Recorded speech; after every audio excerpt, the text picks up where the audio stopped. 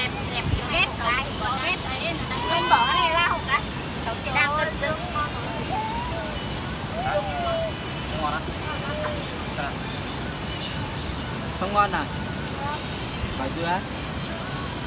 Ôi ngon thế. Nhờ.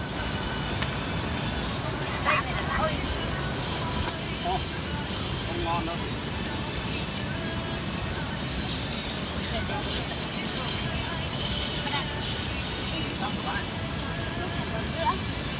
đây đấy cũng đúng được đây đấy có thể phân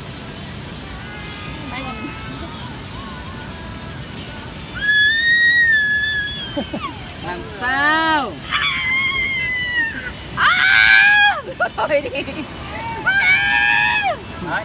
đây con thích lấy gì con lấy đây cái lá với nào mấy cái lá nhưng mà sao xưa này nó không đỏ Nó không đỏ, bạn này bị thất bại rồi.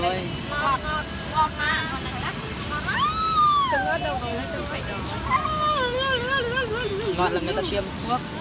mà lắm không phải đâu nó chín tự nhiên nó cũng thế này thôi ngọt lắm thật sự luôn mà thật ra quả nào cũng đổ Ôi mắc thế. ôi mát thế. Cẩn thận sâu rơi vào Như đầu. là điều hòa ấy nhỉ? không làm gì nó thôi còn điều hòa chứ Ôi. con ơi Điều hòa có người nhiên này điều hòa có người còn lại tắt cơ mà. Điều hòa thì có mà còn không thở được.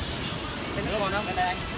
nhất là bên này là cái chai cồn đấy rồi em thì rác trong chết Bên lai thái là đang ngồi nó cuốt mà. không ngồi để có tàu đâu mà trên mình cũng rồi lạnh là chị ngồi xong bên đấy xem lạnh lắm bên kia chồng ơi em đang ăn nào sao chị bật lên em là người đi tắt đúng không chị Nó không chĩa thẳng không phải bên vào. kia mà bây giờ hồi chị sao lại Hỏng hết rồi. nan này hết mà chị bật mặt kia mà người xong vỡ thẳng bật điều hòa hỏng hay sao Ngồi xuống thôi hình như. Ngồi thôi. anh lấy hộ em cái chai ở đằng sau anh